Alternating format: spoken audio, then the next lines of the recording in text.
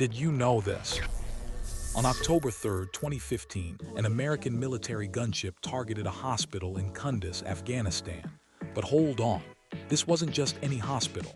It was a trauma center run by Doctors Without Borders, filled with innocent patients.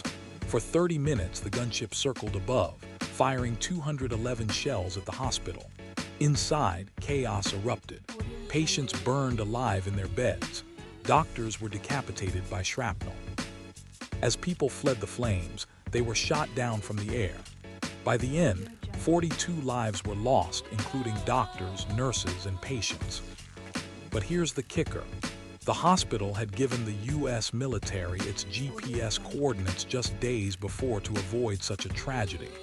Even while the bombs fell, staff were frantically calling for help, begging them to stop. But the strikes continued.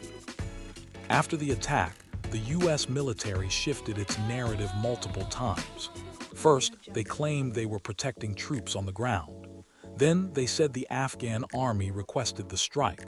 Finally, the U.S. commander admitted it was a tragic mistake, blaming human error and broken equipment.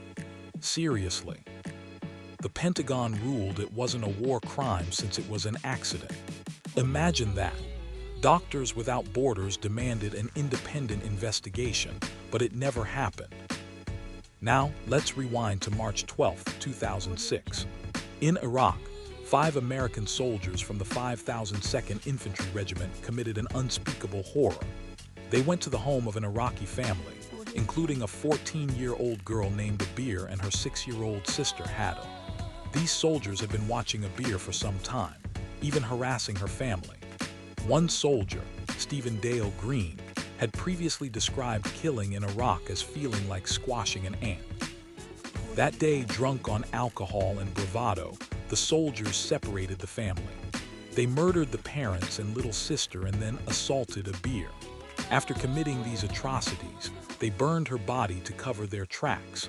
Neighbors saw the smoke, and what they found was unimaginable. The surviving brothers returned home to find their family gone. Initially, the soldiers tried to blame insurgents, but the truth came out. One brave soldier reported the crime, leading to arrests. Green was tried in a civilian court and sentenced to life for rape and murder but died in prison later. The others received lighter sentences.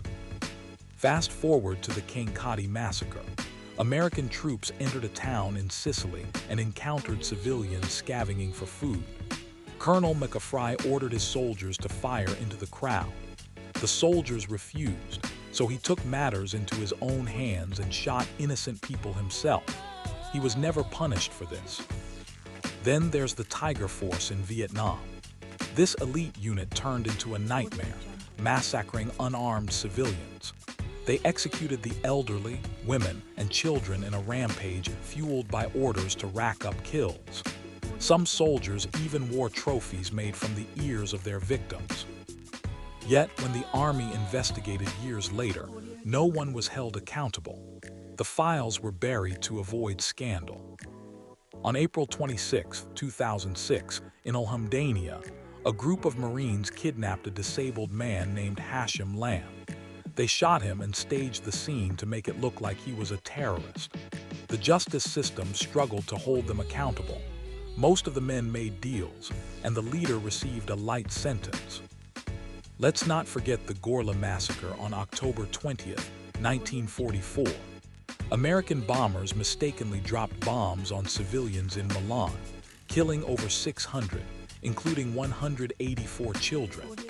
The bombing was so catastrophic that it became fodder for propaganda. The Thubo killings on January 31st saw U.S. Marines kill civilians in a village, with conflicting reports on the death toll. Some claimed up to 145 were killed. The confusion of war blurred the lines of accountability.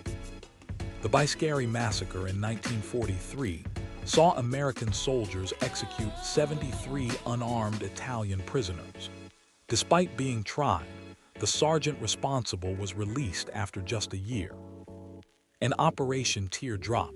After a brutal battle, American forces tortured German submarine crew members, believing they were hiding missiles. Turns out, the weapons didn't exist. In the Kandahar Massacre of March 11, 2012, Staff Sergeant Robert Bales killed 16 civilians, including 11 from one family. He returned to base and simply said, "I did it." He got life in prison, but protests erupted over the handling of the case. Finally, the Dachau liberation reprisals saw American soldiers and liberated prisoners killing German guards in chaos after discovering the horrors of the concentration camp. No one was held accountable for these killings. The Lippach Massacre involved American soldiers executing German prisoners after a battle, with many victims being teenagers. These crimes, largely forgotten, reveal the dark side of war. So, what does this all mean for us today? Are we doomed to repeat history? Stay tuned for a deep dive into the consequences of these actions in the next video.